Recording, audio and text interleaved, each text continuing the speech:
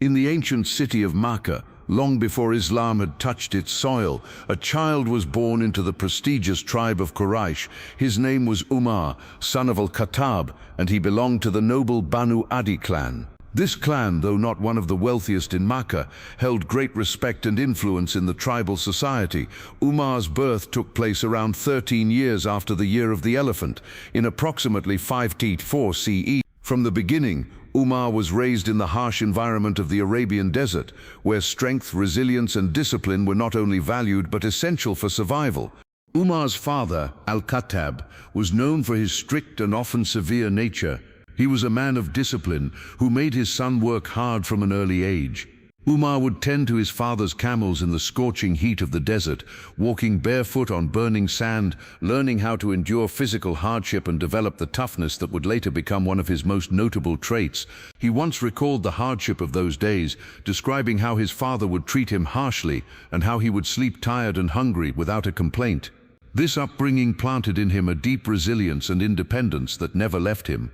Umar's mother, Hantamah bint Hisham, came from the powerful Makhzum clan, a family known for its warriors and nobles. From her side, Umar inherited nobility and a strong sense of tribal pride. As a young boy, he stood tall and firm, already gaining attention for his commanding presence. As he grew into a young man, his stature became even more impressive. He was tall, broad-shouldered and strong, with a serious and determined look in his eyes. His physical strength, however, was not his only weapon. Umar was among the very few people in Makkah who could read and write. In a largely illiterate society, this made him unique. He developed a love for poetry, history, and the deep oral traditions of the Arabs. He memorized lineages, important events, and tribal agreements, skills that made him a valuable member of the Quraysh. As he matured, Umar became known for his intelligence, eloquence, and firm decision-making. He had a quick wit and a sharp tongue, and when he spoke, people listened. He would often be sent by his tribe as a diplomat to resolve disputes with other clans, and he would stand tall among elders, arguing confidently and persuasively. He was proud of his heritage and the traditions of his forefathers, and carried a deep loyalty to the tribal customs of the Quraysh. Like many in Makkah at the time, he followed the religion of his ancestors, idol worship and the rituals associated with it. He would later recall how deeply he was immersed in those practices and how he used to oppose the early message of Islam with passion and even aggression. In his early career, Umar engaged in trade. Like many Makkan men, he would travel to neighboring lands such as Syria and Yemen, engaging in business deals and caravan trade. These journeys exposed him to different cultures and economic systems. He observed the structured governance of the Romans and the disciplined organization of the Persians. Though he had no way of knowing it at the time, these experiences were preparing him for something far greater, leading a vast Muslim empire that would one day include those very lands. Despite his exposure to other societies, Umar remained deeply loyal to the traditions of the Quraysh. When Muhammad ibn Abdullah began preaching monotheism, calling the people to abandon their idols and worship the one God, Umar was among the fiercest opponents. He saw Islam as a threat to the social structure of Makkah, a rebellion against centuries of tradition, and an insult to the gods of his forefathers. As the new religion began gaining followers, Umar grew more agitated. He was known to have mistreated some Muslims, even beaten a few, trying to stop the spread of the message. At one point, his hostility reached such a peak that he resolved to kill the Prophet Muhammad himself, believing that this act would restore peace and unity to the Quraysh. What he did not realize was that his heart, firm and proud as it was slowly being prepared by Allah for the light of guidance. The same qualities that made him a strong adversary, his intelligence, courage, leadership, and sense of justice, would soon make him one of Islam's greatest champions. In the fire of ignorance, a diamond of faith was being formed, and very soon the man who had set out to extinguish Islam would become one of its brightest flames. The decision to kill Muhammad, peace be upon him, was not one Umar made lightly. In his mind, the Prophet had divided the Quraysh, insulted their gods, and corrupted their youth. The fragile balance of the tribal system was being shattered by this new religion that preached equality between slave and master, Arab and non-Arab, rich and poor. Umar, a man of order and pride, could not tolerate this chaos. Sword in hand and eyes burning with determination, he marched toward the house where Muhammad was known to gather with his followers, but Allah had written something else for him. As Umar walked through the streets, someone stopped him and asked where he was headed in such a fury. When he declared his intention, the man looked at him with shock and said, "Before you go to Muhammad, why don't you deal with your own house? Your sister Fatima and her husband Sayyid ibn Zayd have already accepted his religion." That news struck him like a thunderclap. Betrayal in his own family? How could his blood turn away from the traditions of their ancestors? Umar turned on his heel and stormed toward his sister's house. As he approached, he heard voices inside, low, rhythmic and unfamiliar. They were reciting something, and it didn't sound like the poetry of the Arabs. Bursting through the door, he found his sister and brother-in-law sitting with Khabbab ibn al-Arat, a companion of the Prophet, who was teaching them the Qur'an. The verses being read were from Surah Taha. Umar, enraged, demanded to know what they were reading. When they tried to hide the scrolls, he struck his brother-in-law and then his sister, causing her to bleed. But as she wiped the blood from her face, she said something that cut deeper than any sword. "Do what you will, Umar. We have believed in the truth, and we will never turn away from it." Those words, said through pain and faith, cracked something inside him. He asked to read what they were reciting. His sister, seeing the shift in him, told him to first wash himself, as the words of the Quran were pure. He agreed. With trembling hands, Umar took the scroll and began to read. Taha. We have not sent down the Quran to you to be distressed, but only as a reminder for those who fear Allah. As he read on, the weight of the verses fell upon his heart like rain on dry earth. They spoke not of rebellion, but of mercy, guidance and purpose. Tears welled in his eyes as he realized this was not the speech of men, it was divine. At that moment, Khabbab emerged from hiding and said with hope in his voice, "O Umar, by Allah, I heard the Messenger of Allah praying last night. O Allah, strengthen Islam with either Abu Jahl or Umar ibn al-Khattab." And here he was, an answer to that prayer. Umar stood and asked, "Where is Muhammad?" Guided by Khabbab, he made his way to the house of al-Arqam, where the Prophet and his companions were gathered in secret.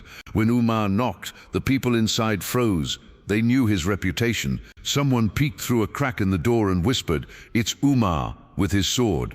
A hush fell over the room. Hamza ibn Abdul Muttalib, the Prophet's brave uncle, stood up and said, "Let him in. If he comes with good, we'll welcome it. If he comes with harm, we'll stop him with his own sword." When Umar entered, the Prophet came forward and grasped him by his cloak. "O Umar," he said with firmness, "isn't it time you accepted the truth?" Umar, overwhelmed, fell to his knees. "I bear witness that there is no God but Allah, and Muhammad is his messenger." The room erupted with cries of Allahu Akbar. The Muslims had long suffered, but now a pillar of the Quraysh had joined their ranks. His conversion changed everything. It gave the Muslims strength, hope and confidence. No longer would they pray in secret. Umar, always bold, declared his faith publicly. He marched to the Kaaba with the believers and prayed openly, defying the Quraysh. Islam had found a protector, and the Prophet smiled as he said, "With Umar the truth is separated from falsehood." After his conversion, Umar ibn al-Khattab was no longer a man who stood against the message of Islam. He became one of its most fearless defenders. From the very moment he embraced the truth, his life took a new direction. The man who once planned to kill the Prophet now stood by his side as a protector, advisor, and devoted follower. His conversion brought a wave of strength and encouragement to the Muslim community, which had long suffered quietly under the pressure and persecution of the Quraysh. With Umar among them, they could now stand with greater confidence. He did not hide his faith, nor did he allow others to hide theirs. He openly prayed at the Kaaba, challenging anyone who dared to stop him, and no one found the courage to step forward. His presence gave Islam a new boldness, and his unwavering support for the Prophet earned him the title of al-Faruq, the one who distinguishes between truth and falsehood. Umar's role in the early Muslim community was not only one of physical strength, but also one of deep wisdom. He was known for asking thoughtful questions, reflecting deeply on the verses of the Quran, and bringing clarity to complex issues. On more than one occasion, revelations from Allah would affirm suggestions or opinions he had previously expressed. When he suggested that the Prophet should take the station of Ibrahim as a place of prayer, Allah revealed it in the Quran. When he proposed that the wives of the Prophet should observe greater modesty in public, a verse affirming that was revealed. These incidents were not small matters. They showed how closely his heart aligned with divine wisdom, and how his insight became a blessing for the Muslim Ummah. His loyalty to the Prophet was unwavering. He stood by him through every trial, whether it was the boycott in the valley of Abu Talib, the loss of companions, or the daily hostility from the Quraysh. During the migration to Medina, while most Muslims left secretly to avoid persecution, Umar declared his departure openly. He carried his sword and walked through the streets of Makkah, announcing that whoever wished to lose their sons or wives should try to stop him. None dared to follow. His bravery wasn't arrogance, it was a reflection of his belief that Islam must never be practiced in fear. In Medina, as the Muslim state began to take shape, Umar became one of the Prophet's closest counselors. Whenever there was a matter of importance, whether regarding the governance of the community, the defense of the city, or judgments between people, Umar's voice was among the first the Prophet would seek. He sat in the gatherings of knowledge, absorbed every word of revelation, and guided others with compassion and clarity. His presence in the mosque of the Prophet became a symbol of stability and strength. People knew that if a dispute arose, Umar would resolve it justly. He did not tolerate injustice, no matter who committed it. In the battles that followed, Umar was always on the front lines. In Badr, Uhud, Khandaq and others, he fought with honor, courage and discipline. He stood firm in the moments of panic, rallied the troops in the face of confusion, and held the banner of Islam high when fear struck others. His loyalty to the Prophet extended even into his personal life. He married his daughter Hafsa to the Prophet, a woman of piety and strength, further deepening the bond between the two families. But Umar was not just a soldier or a strong hand, he was also a man of the heart. There were moments when tears would flow from his eyes upon hearing verses of the Qur'an or remembering the Day of Judgment. He feared Allah with a deep and trembling humility. Once he asked the Prophet if he loved him more than he loved himself. The Prophet replied that true faith is when a man loves the Prophet more than he loves even his own soul. Umar, after a moment's pause, said, "Now, O Messenger of Allah, I love you more than myself." And the Prophet affirmed, "Now, O Umar, your faith is complete."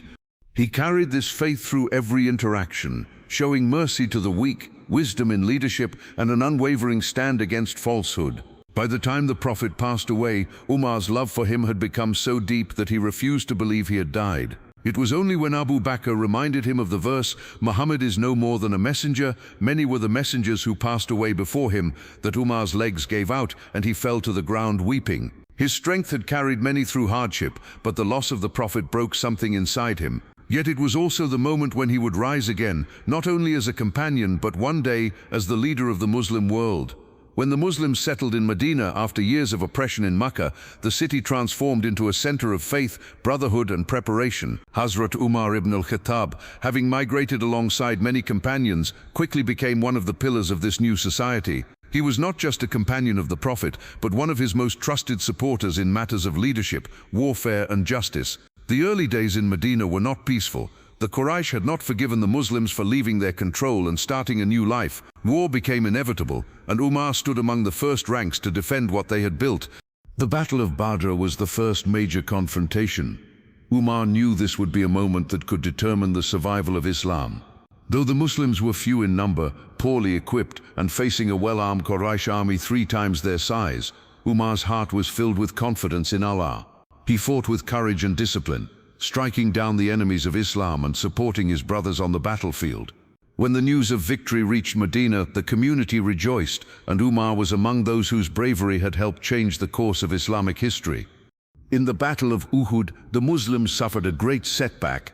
Umar, like many others, had to witness the pain of disobedience and its consequences. The initial victory turned to confusion when a group of archers disobeyed the Prophet's command, leaving their post. The Quraysh counterattacked, and many companions were martyred.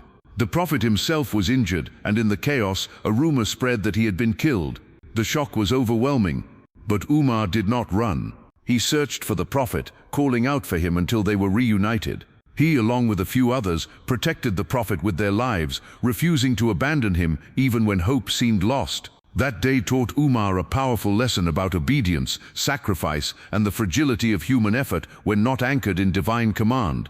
As time passed, more battles followed, each one testing the strength of the Muslim Ummah and the leadership of the Prophet. In the Battle of the Trench, the Muslims faced a siege that could have destroyed the city. Thousands of enemy soldiers surrounded Medina. But instead of charging into a hopeless fight, the Prophet took the advice of Salman the Persian and ordered the digging of a massive trench around the city. Umar, along with all the companions, took part in the labor, digging, carrying earth, and chanting verses to keep spirits high. Despite hunger, exhaustion, and cold, Umar never hesitated. When morale dropped, he was one of those who inspired others with his firm words and unwavering belief that Allah would grant them victory. Umar's presence was not only critical on the battlefield but also in political and personal matters. He served as one of the closest advisors to the Prophet, helping him manage disputes, craft treaties, and protect the new Islamic State. His sense of justice was sharp, and his opinions often reflected deep understanding and clarity. When the Prophet sought consultation before making difficult decisions, Umar's voice was always valued. He did not speak to please but to guide. His words were always direct, honest, and rooted in a desire to protect the truth and the well-being of the Ummah. One of the most important contributions Umar made during this period was helping shape the growing laws and ethics of the Muslim community. When someone transgressed, Umar was often called upon to help judge the matter. Though known for his strictness, he was also known for his fairness.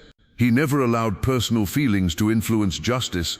Whether rich or poor, friend or stranger, he upheld what was right with full confidence. There were moments when he would even suggest punishments for himself if he felt he had crossed a line, holding himself to the same standards he expected from others. Beyond war and justice, Umar was a deeply spiritual man. He would spend long hours in prayer at night, weeping before Allah. He was known to recite verses of the Qur'an and pause when a verse touched his heart, sometimes weeping so deeply that those nearby would hear him sobbing. Though he stood tall in battle, he stood humbly before his Lord. In fasting, charity, and service, he competed with the best of the companions. He once tried to outdo Abu Bakr in giving charity, offering half of his wealth, only to find that Abu Bakr had given everything he had. Throughout these years in Medina, Umar's role was clear. He was both a shield and a sword, a student and a leader, a servant and a companion. His loyalty to the Prophet never wavered, and he continued to prepare himself for whatever role Allah might place before him. As the Muslim Ummah grew, so did Umar's sense of responsibility. Though he did not yet know it, the tests of the battlefield were only the beginning. The greater trial of leadership was yet to come. The years following the major battles were filled with progress, challenges, and the gradual unfolding of Islam's message beyond the borders of Medina. During this time, Hazrat Umar ibn al-Khattab became not only a senior companion, but a towering figure of leadership and discipline. As the Prophet's mission expanded, so did the responsibilities of those around him. Umar took on those responsibilities with deep sincerity. He played a critical role in shaping the political and social structures of the growing Muslim community. His voice carried weight in the Prophet's council, and his presence was essential whenever delicate matters arose that required justice, strength, or wisdom. Umar's leadership was particularly evident during the Treaty of Hudaybiyah. The Muslims had set out intending to perform Umrah, but the Quraysh denied them access to the Kaaba. After intense negotiations, a treaty was signed that seemed on the surface to favor the Quraysh.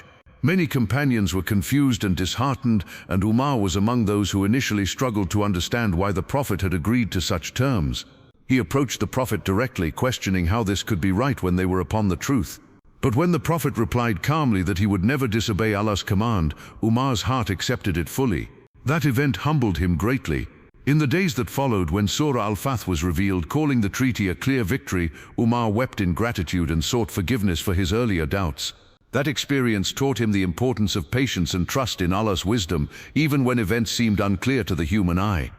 As the years passed and Islam reached more regions, Umar's dedication only deepened. He was part of the Muslim army during the conquest of Khaybar, and he joined the Prophet during the farewell pilgrimage. His understanding of justice became a model for others. Whenever he led prayers in the absence of the Prophet, it was with humility and awareness of the trust placed upon him. Whenever decisions had to be made, he upheld the law of Allah above personal interests. He walked the streets of Medina without guards, spoke directly with the people, and cared deeply for the rights of the weak, the orphans, the women, and the slaves. He had seen how Makkah treated the vulnerable and made it a mission to ensure that Medina did not fall into the same injustice.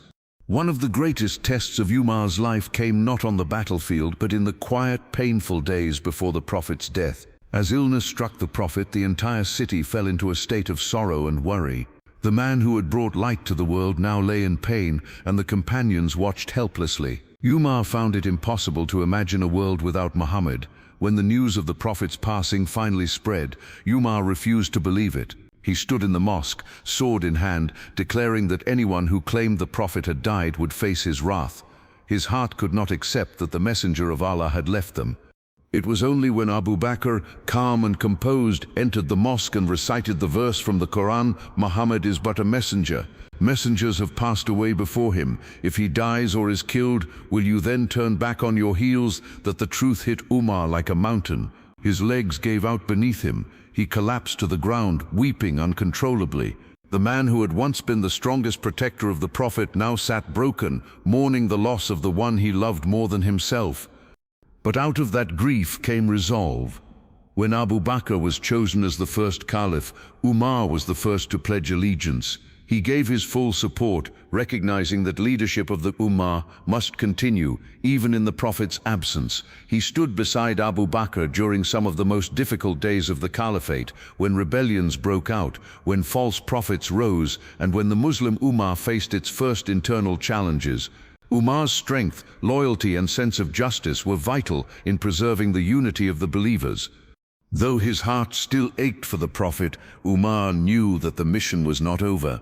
The light of Islam had to be protected and spread. His role in the Prophet's life had ended, but his responsibility to the Ummah had only just begun. When Abu Bakr as-Siddiq fell ill and realized his time was near, he called upon the most trusted companions of the Prophet for consultation. After prayerful reflection and sincere discussion, he appointed Umar ibn al-Khattab as his successor. It was a choice made not for convenience or comfort, but for the survival and integrity of the Ummah. Some feared Umar's strict nature might prove too heavy, but Abu Bakr replied that Umar's sternness would soften when the burden of leadership settled on his shoulders. When Abu Bakr passed away, the people pledged allegiance to Umar, and the responsibility of leading the Muslims fell fully upon him.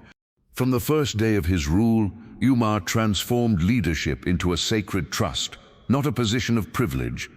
He stood before the people and reminded them that he was not the best among them, but he would strive to fulfill his duty with justice and humility. He welcomed criticism and correction, famously saying, "If I deviate from the straight path, correct me, even with your sword." This wasn't mere rhetoric. Umar lived by those words. He wore simple clothes, lived in modest conditions, and walked the streets at night to check on the people. His leadership was marked by a profound sense of accountability before Allah.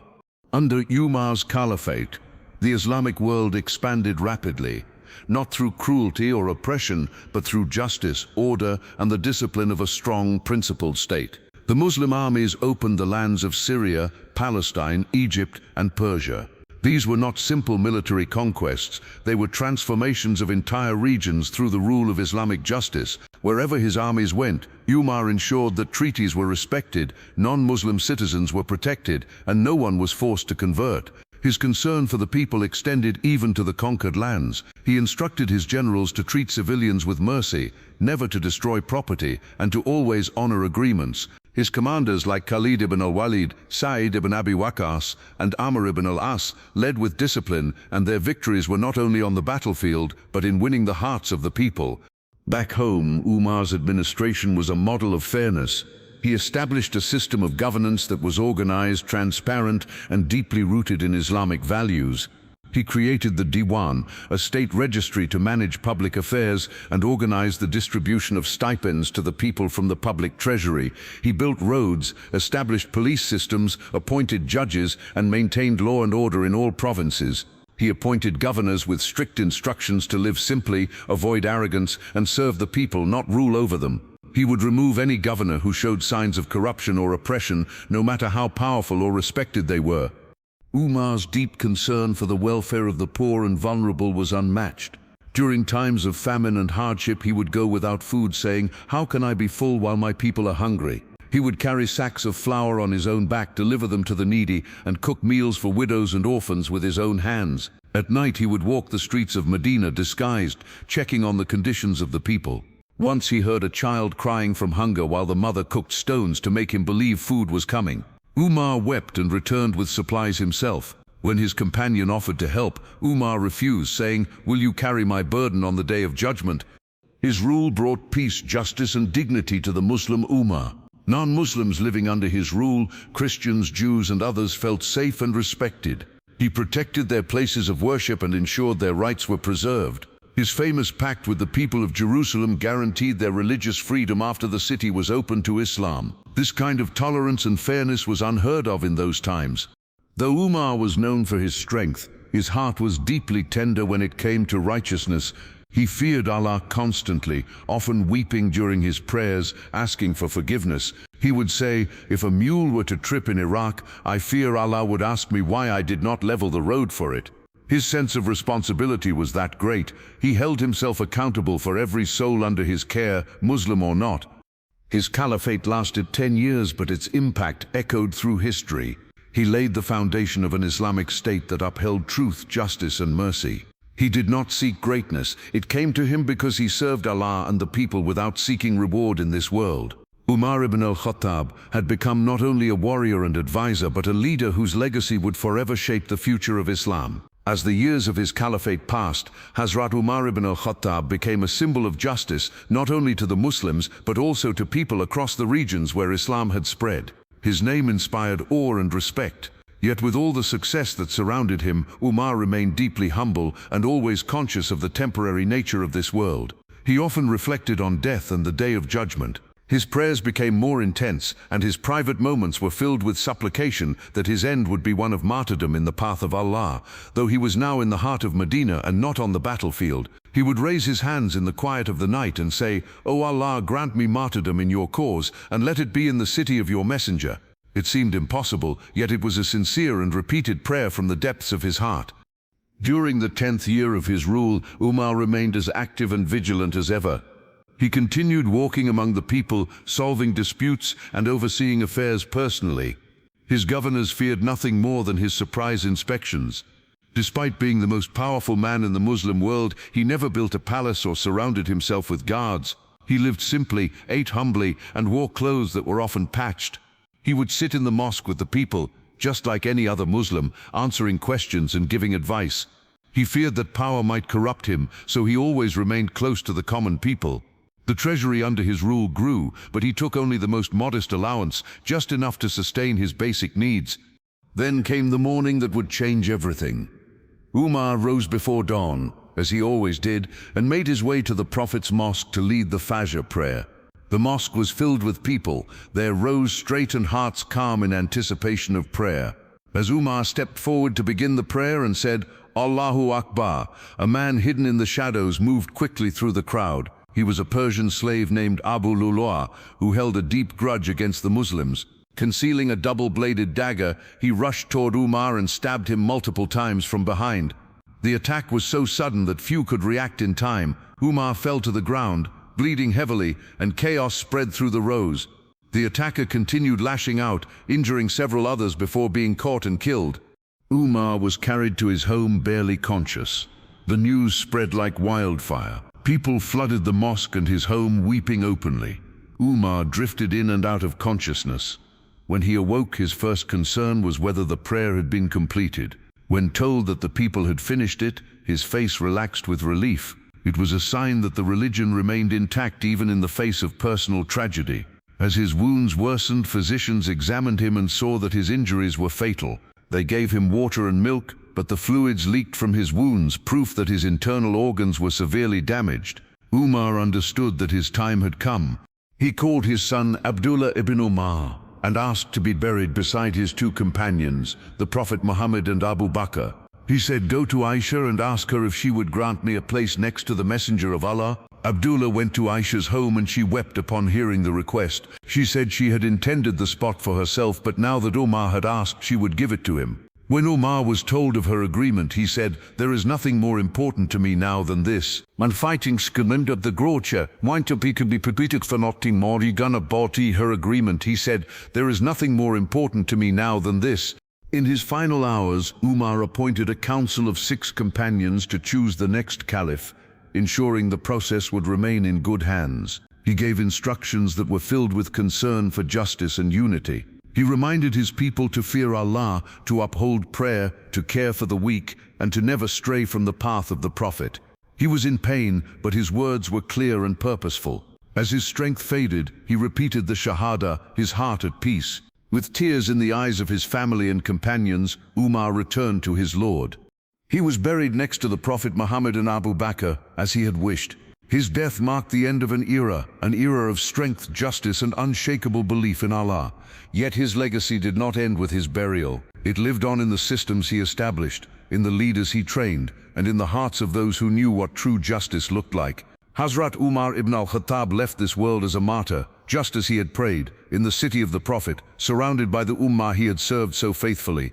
His name remains a light in the history of Islam, forever tied to the greatness of faith, leadership, and sacrifice. The life of Hazrat Umar ibn al-Khattab did not end with his burial. His influence lived on, etched into the memory of the Ummah, carried forward by every just ruler, and remembered every time a person stood up for what was right, no matter the cost. The legacy he left was not just in the lands conquered or systems created, but in the moral foundation he helped solidify. He had shown that power could be held with humility, justice could be practiced with firmness, and leadership could be grounded in sincere fear of Allah. Though his voice no longer echoed in the mosque of the Prophet, his decisions, character, and values continued to guide future generations. Umar had not sought power. He accepted leadership with a heavy heart and bore its weight with unshakable commitment. He showed that leadership is not about authority or dominance, but about service to the people and obedience to Allah. His justice became legendary. To this day, Muslims speak of him as al-Faruq, the one who distinguishes truth from falsehood, not because he proclaimed truth, but because he lived it. He did not allow his emotions, relationships, or personal interest to cloud his judgment. Whether rich or poor, friend or stranger, every person stood equal before him. If a governor failed in their duty, Umar would remove them, even if they were close to him. If a citizen was wronged, Umar would make it right, even if the wrongdoer was a person of high rank. His sense of responsibility was unmatched. He feared Allah in every action, in every silence. He would say, if a sheep were to die near the Euphrates River, I fear that Allah would ask me why I did not take care of it. That level of accountability extended across his entire rule. He believed that justice was not limited to Muslims. He respected the rights of non-Muslims living in Muslim lands, ensuring their safety, freedom, and dignity. It was under his leadership that Islam spread rapidly, but not through force. It spread because people saw justice unlike any they had known. They saw rulers who refused luxury, who prayed alongside the poor, who listened to the complaints of the oppressed with tears in their eyes. What set Umar apart was his complete sincerity. He did not seek praise. In fact, he feared it. He would lower his head when people complimented him, afraid that their words might corrupt his heart. He once said, if I were to sleep during the day, I would be neglectful of my people, and if I were to sleep at night, I would be neglectful of my soul. How can I sleep? He lived in fear of his own shortcomings and prayed constantly for forgiveness. His nights were filled with prayer and weeping, and his days were filled with service and justice. Many of the administrative foundations of the Islamic State were laid by him. The calendar based on the Hijrah, the establishment of welfare programs, the postal system, and the development of legal procedures were either introduced or systematized under his rule. He also ensured that soldiers who went on campaigns had their families provided for, and he introduced land reforms to manage the resources of newly acquired territories. His attention to detail was astonishing. He kept written records, demanded transparency from his governors, and conducted public audits of state spending, all in an era long before modern governance was imagined. He showed that Islam was not just a spiritual message, but a complete system for individual and societal reform. Even his martyrdom sent a message that truth and leadership come with a price. His death was a moment of grief for the entire Ummah, and yet it was a testimony that Allah had accepted his prayer to die a martyr. In his final days, he left behind a council to select the next leader, ensuring that the process would continue with justice and consultation, not chaos. The companions who followed him, like Uthman and Ali, carried forward his principles even as new challenges emerged. Umar's shadow remained over the caliphate for years, and scholars, rulers, and thinkers of all times look back to his example. He was a man whose journey began as an enemy of Islam, but whose heart was purified by the light of guidance. He once set out with a sword to kill the Prophet, and he died buried beside him. He went from the harshness of Jahiliyat to the mercy of Islam, from one who opposed truth to the one who stood as its greatest defender. Hazrat Umar's life reminds every Muslim that transformation is always possible, that sincerity leads to greatness, and that true leadership is a trust to be answered for on the Day of Judgment. His name remains one of the brightest stars in the sky of Islamic history, a model of courage, justice, and unshakable faith in Allah. The journey of Umar ibn al-Khattab was not merely the story of a companion, or a caliph, or a powerful figure in Islamic history. It was the story of a heart transformed by truth, a soul humbled by revelation, and a man shaped entirely by the message of the Qur'an. In every stage of his life, Umar's devotion to Allah and his messenger stood firm. From the moment he accepted Islam, he became a fortress for the believers, a sword for the cause of truth, and a shield for the weak. But what elevated him beyond just a great leader was the sincerity of his worship, the intensity of his humility, and his deep sense of responsibility to the Ummah. When Umar accepted Islam, the Muslims emerged from the shadows of secrecy and began practicing their faith publicly. When he joined the Prophet in the migration to Medina, he did so boldly, announcing his departure and daring anyone to stop him. When battles came, he stood in the front lines. When decisions were needed, he advised with clarity and courage. He was not perfect. He made mistakes, disagreed with others, and struggled to suppress his own temperament. But his greatness was in his ability to correct himself, admit his faults, and always submit to the command of Allah. Umar's closeness to the Prophet was not only in battle or discussion, but in spirit. He tried to emulate every practice, every action, every value of the Messenger of Allah. After the Prophet's passing, he was among those who could not accept the loss until Abu Bakr reminded him with the words of the Qur'an. That moment marked a turning point. Umar matured into a statesman of unparalleled discipline and vision. His commitment to the truth was unwavering. Even when personal feelings urged him one way, if the Qur'an or the Sunnah guided otherwise, he submitted immediately. When he once suggested something to the Prophet and later found the Qur'an had been revealed in agreement, he did not boast. He wept with gratitude that Allah had used his tongue for truth. As Caliph, Umar ruled not as a king but as a servant. He wore patched clothes, slept on the ground, and ate what the poor ate. He opened his door to all people and walked the streets in the night. He cried when he saw injustice and feared the day he would have to answer before his Lord. When famine struck, he did not allow his household to eat meat or butter until every citizen could. When wealth poured into Medina from conquered lands, he stood over the public treasury to ensure it reached the needy. His justice was not limited to his own people, it extended to all under his rule, Muslim or non-Muslim, Arab or non-Arab. He taught the world what it meant to lead with taqwa.